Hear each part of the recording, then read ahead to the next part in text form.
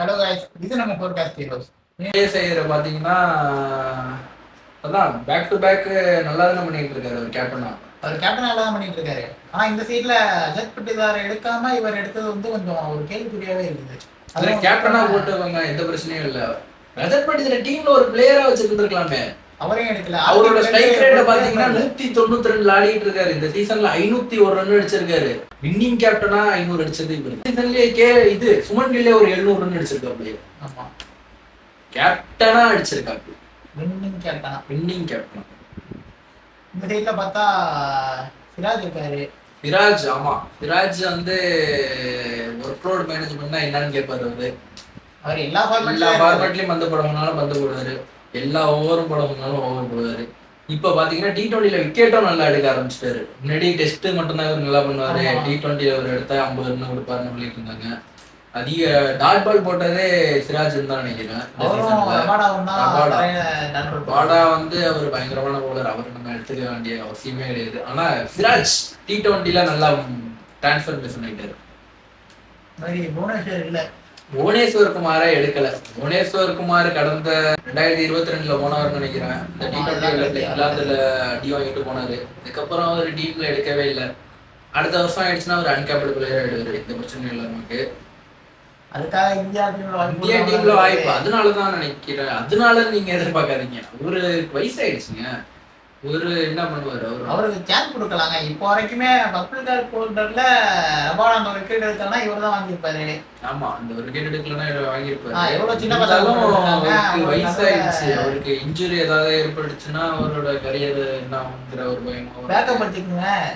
இந்த அளவுக்கு அவர் கரியரே முடிஞ்சிருச்சு. திருப்பி ஒரு சான்ஸ் கொடுக்கலாம்ன்ற நான் கொடுக்கலாம், கண்டிப்பா கொடுக்கலாம். ஒரு ஓடிஐல விளையாட வைக்கலாம். வேண்டாம், ஓடியோட T20ல 4 ஓவர் தான் அதுல விளையாட வைக்கலாம். ஆனா அது இங்கே பவுலர்ஸ் எவ்வளவோ பேர் இருக்காங்க. அதனால இந்தியன் டீம்ல பொறுத்த வரைக்கும் ஒரு தடவை நீங்க வெளில போயிட்டீங்கன்னா அடுத்த தடவை உள்ள வரணும்னா ரொம்ப கஷ்டம். ஏன்னா அடுத்த அந்த இடத்த பிடிக்கிறதுக்கு ஒரு 3 பேர் வெயிட் பண்ணிட்டு இருக்காங்க. நிறைய வந்துட்டாங்க. 15 வயசுன்னு வந்துட்டா கூட இப்ப வந்துடுறாங்க. 15 வயசுல கூட இந்த பவுலர்னு பார்க்க மாட்டாங்க. அடிச்சா 6 தான் அடிப்பாங்க. சூரியவன்சி ஸ்குவாட்ல இருக்காரு. அதுதான் இவங்க பண்ணதுலயே ஒரு உருப்படியான விஷயம் சொல்லலாம். அவரோட பேட்டிங் ஏன்னா 15 வயசு ஆகுது. இந்த பவுலர்ஸ் யாராவது ஒரு பவுன்சர் போட்டா கூட ஒரு மேல பட்டுருச்சுன்னா 15 வயசு தான். அதனால அந்த பவுலருக்கும் பிரச்சனை தான். அதனாலதான் எடுக்க மாட்டாங்கன்னு எதிர்பார்த்தோம். ஆனா எடுத்தது ஒரு நல்ல விஷயம் தான். விளையாட வைக்காம பெஞ்சில் உட்கார வச்சாலும் அது ஒரு எக்ஸ்பீரியன்ஸா தானே இருக்கும். ஏன்னா அவரோட மேல எக்ஸ்பீரியன்ஸ் ஆனால உங்களோட அவங்க ஒரு போய் பேசும்போது அவருக்கும் ஒரு கான்ஃபிடென்ட் வரும். கண்டிப்பா இருக்கும். இப்ப இங்கிலாந்து போறாங்கன்னா இங்கிலாந்துல எவ்வளவு பேர் இருக்காங்க, அவங்களெல்லாம் பார்த்து அவர் பேசுவாரு. அவருக்கு ஒரு கான்ஃபிடென்ட் ஏற்படும். அதனால அது ஒரு நல்ல முடிதான் நல்லா பண்ணாருன்னு சொல்லலாம். அவர் பவுலிங் குறை சொல்லவே முடியாது. அவரும் நல்லா போட்டாரு. யாருக்கும் நல்லா எக்ஸிக்யூட் பண்ணாரு. அவருக்கு கொடுத்தது எனக்கு தெரிஞ்சு இது ஒரு நல்ல சான்ஸ் இந்தியாவில் அவர் ப்ரூவ் பண்றதுக்கு. பிரின்ஸ் யாதவ் ஆமா ஒரு நல்ல ஃபைண்டா தான் தெரியுது டீமுக்கு. ஏசியன் கேம்ஸ்க்கான ஸ்குவாட் ஒன்று இருக்கு செப்டம்பர்ல நடக்க போறதுக்கு. அதுக்கும் தான் கேப்டனா இருக்காரு. ஆனா ஒரு விஷயம் என்னன்னா போன தடவை ருத்ராஜ் கேப்டன்சில ஜெயிச்சாங்க. இந்த தடவை ருத்ராஜ் டீம்லயே கிடையாது. இங்க ஏ ஸ்குவாட்ல இருக்காரு. ஸ்ரீலங்கா கூட நடக்க போறதுல ருத்ராஜ் இருக்காரு. ஏன் இருக்காருன்னு தான் தெரியல. அவருக்கு வாய்ப்பு மெயின் ஸ்குவாட்லயே தரலாங்க. அவர் என்ன நல்லா தானே பண்ணாரு. கடைசியா விளையாண்ட சீரீஸ்ல கூட விராட் கோலியோட சேர்ந்து ஒரு நல்ல பார்ட்னர்ஷிப் போட்டாரு. ஒரு சதமும் அடிச்சாரு. போன ஏசியன் கேம்ல கேப்டனாவும் நல்லா தான் பண்ணாரு. ஜெயிச்சு கொடுத்துருக்காரு. இந்த IPL அவரு கொஞ்சம் மோசமா தான் விளையாண்டாரு. ஒரு கேப்டன்சில அவருக்கு என்ன பிரச்சனைன்னு தெரியல. பட் பிளேயரா சூப்பரா விளையாடுது. விராட் கோலிக்கு ரீப்ளேஸ்மெண்டா வருவாங்கன்னு சொன்னாங்க இந்த இதுல ஸ்ரீலங்கா சீரீஸ்ல, ஆப்கானிஸ்தான் சீரீஸ்ல. ஆனா அவருக்கு ஜெய்ஸ்வால் தான் அவருக்கு பதிலாக வந்திருக்காங்க விராட் கோலிக்கு பதிலாக. அதுவும் ஒரு நல்ல விஷயம் தான். ஒரு நல்ல விளையாடுவார் ஜெய்ஸ்வால். இல்லைங்க, அவர் எதுக்கு IPL ஓப்பனிங் ஆடுறாருன்னு தெரியலங்க. அவரே நல்லா தான் விளையாடுவாரு. அது அவரு பார்த்து இந்த மாதிரி சாய் தர்ஷன் இருக்காரு. இப்ப இருக்காரு. 80 ரன் அடிச்சிருக்காரு அவருக்கு. அவரும் தமிழ்நாட்டுல இருந்து போய் நல்லா தான் பண்ணிட்டு இருக்காரு. பேக் டு பேக் 200 ரன் அவர் அடிச்சிருக்காரு IPL. ஒரு இதுல பர்பிள் கேப் அடிச்சிருக்காரு. இந்த தடவையும் பக்கத்துல வந்திருக்காரு. அதுவே பெரிய விஷயம் தான். அவருக்கு பேட்டு கையில நிக்க மாட்டேதுன்னு ஒரு பேச்சு இருந்துச்சு. ஆனா டெஸ்ட்லயும் அப்படியே அவுட் ஆயிடுவான்னு எதிர்பார்த்தா, ஆனா அவர் நல்லா தான் பண்ணாரு. நல்ல பிளேயர் அவரு. அவர் இந்த தேவதாஸ் படிக்கல்ல டெஸ்ட்ல எடுப்பாங்கன்னு எதிர்பார்த்தோம், ஆனா தேவதாஸ் படிக்கல்ல எடுக்கல. அவரு எல்லா சீசன்லயும் நல்லா தான் பண்ணிட்டு இருக்காரு.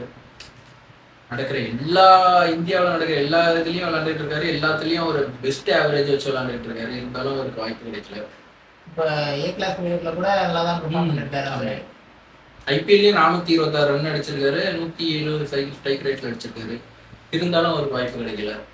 ஆர்சிபி பிளேயர்ஸ் எத்தனை பேர் இந்த ஸ்குவாட்ல இருக்காங்கன்னு பார்த்தா யாருமே இல்லை. T20 ஸ்குவாட்லயும் யாருமே இல்லை. அந்த ஸ்குவாட்ல தான் யாருமே கிடையாது. இந்த மாதிரி குருணால் பாண்டியாவே எடுக்கல. குருணால் பாண்டியாவை எடுத்து ரொம்ப வருஷம் ஆயிடுச்சு. அவரோட டீம்ல எடுக்க மாட்டாங்க. நல்லா தான் பண்றாரு. அவரு பெர்ஃபார்மன்ஸும் நல்லா இருக்கு. ஆல்ரவுண்டர் நம்ம பெர்ஃபார்மன்ஸ் பேட்டிங்லயும் நல்லா தான் டீசெண்டா விளையாடுவாரு. இந்த சீசன்லயே பார்த்தா கூட 200 ரன்னுக்கு மேல அடிச்சிருக்காரு. ஃபாஸ்ட் பவுலரோட அதிகமா பவுன்சர் போட்டது குருணால் பாண்டியா தான். அதுவும் நல்லா தான் பண்ணாரு. ஆனா அவரையும் டீம்ல எடுக்கல. அதுக்கப்புறம் பார்த்தோம்னா யாரு,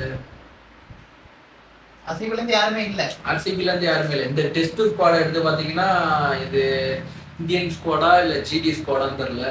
7 பேர் ஜிடி பிளேயர்ஸ் மட்டுமே இருக்காங்க. அது எதுக்குன்னு தெரியல. வாஷிங்டன் தான் நல்லா தான் பண்ணாரு. ஜடேஜாவை நைஸா கழட்டி விட்டாங்கன்னு நினைக்கிறேன். ஜடேஜாவுக்கு ரெஸ்டா கழட்டி விட்டாங்க. யாருக்கும் தெரியல. ஸ்குவாட்லயே பார்த்தோம்னா ரிங்கு சிங் நைஸா கழட்டி விட்டுருக்காங்க. ரிங்கு சிங்கும் இல்லாம போயிட்டாப்புல. அவரு இந்த சீசன்ல பெருசா பண்ணதாலும் அவர் இந்தியாவுக்கு நல்லா தான் பண்ணிட்டு இருந்தாரு. வேர்ல்டு கப்லயும் அவர் பெருசா எதுவும் பண்ணல. வேர்ல்டு கப்லயும் ஒரு ஃபார்ம் அப் அண்ட் டவுன்ல தான் இருந்துச்சு. அவரோட ஃபாதர் அந்த இதுல பாசிட்டிவே ஆனாரு. இருந்தாலும் டீம்ல வந்து சும்மா சேர் அப் பண்ணிட்டு இந்திய டீமுக்கு நல்ல சப்போர்ட்டா இருந்தாங்க. இருந்தாலும் அவர் டீம்ல எடுக்கல. இந்த மாதிரி திலக் வர்மா வைஸ் கேப்டன் ஆக்கியிருக்காங்க. திலக் வர்மா வைஸ் கேப்டன் ஆக்கியிருக்காங்க. ஐபிஎல்ல என்ன பண்ணாருன்னு தெரியல. ஒரே ஒரு மேட்ச் எனக்கு தெரிஞ்சு சதம் அடிச்சாப்புல. அதுக்கப்புறம் அவர் பெருசா எதுவும் பண்ணல.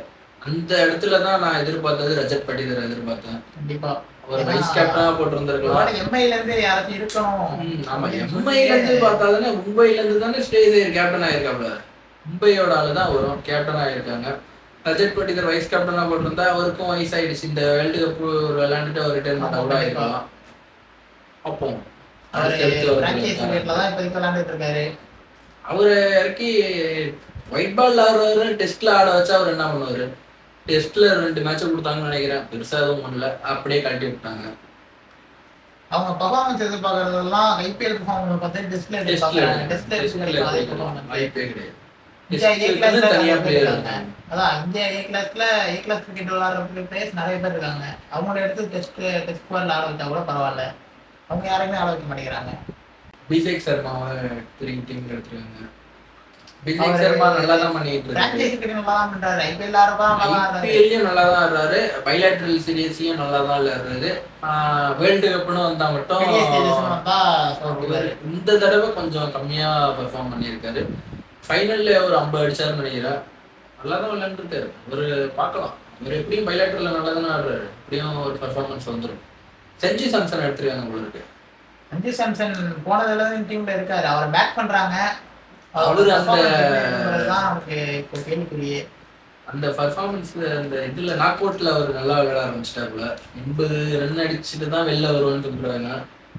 அதனால அவர் டீம்ல இந்த தடவை இருக்காரு. விளையாடுவாரான்னு பார்ப்போம். இல்ல பெஞ்ச் பண்ண மாட்டாங்க எனக்கு. சாண்டிசனும் இருக்காரு. சாண்டிசன் ஓப்பனிங் வேணும்ல. ஓப்பனர்ஸுக்கு தான் நம்மள்ட்ட இருக்கே ஆள் இருக்கு. அபிஷேக் சர்மா இருக்காப்புல. சாண்டிசன் இறக்கி விட்டாலும் ஒரு நல்லா தான் பண்ண போறாரு. ஸ்ரேயஸ் ஐயர் 3ஆவதா இறங்கிடுவாரு. எப்படி செட் பண்ணுவாங்க வாய்ப்பு இருக்கு டீம்ல. ஆனா இந்த ஸ்பாட்ல யாருக்கும் தெரியாது. அவர் ஓப்பனிங் தான் இப்போதைக்கு நல்லா பண்ணிட்டு இருக்காரு. ஐபிஎல்லையும் சரி T20லயும் சரி. ஆனா இப்ப இசான் கிஷன் வரதுனால 2 விக்கெட் கீப்பர் தேவைப்பட மாட்டாங்க. அவரு 2ஆவதா இருக்கு, 3ஆவதா இருக்கு, செகண்ட் டவுன்ல இருக்கு இசான் கிஷன். 4ஆவதா கூட இறங்கி ரேஸ் ஏறால அடிக்க முடியும். 4ஆவதா தானே இறங்கி ஐபிஎல் ஒரு அது பயங்கரமா பண்ணிடுவாரு. ஆனா சஞ்சு சாம்சனுக்கான அந்த ஸ்பாட் எதுவும் தெரியல. இன்னும் கொஞ்ச நாள் தானே இருக்கு. தெரிய வரும் கொஞ்ச நாள்ல. பவுலர் சைடு போனோம்னா சிராஜ், அக்ஷர் பட்டேல் இருக்காங்க. அக்ஷர் பட்டேல் டீம்ல இருக்கிறது கொஞ்சம் ஒரு நல்ல விஷயம். ஆல்ரவுண்டரா ஒரு சூப்பரா பண்ணிட்டு இருக்காரு. கௌதம் கம்பீரோட சின்ன பிள்ளை இருக்காரு அர்ஷித் ராணா. அவரு தான் கேப்டன் ஆவார்னு நினைச்சோம். அவர் கேப்டனா போறாரு வரைக்கும் 50 வருஷம் இருக்கு. அவர் பவுலிங்ல நல்லா தானே பண்ணிட்டு இருக்காரு. பவுலிங் நல்லா தான் பண்றாரு. இவரை வந்து கௌதம் கம்பீர் கூட இது பண்றதுனால அவரு இது பண்ணிட்டு இருக்காரு. ஆனா அவர் பர்ஃபார்மன்ஸ் சூப்பரா பண்ணிட்டு இருக்காரு.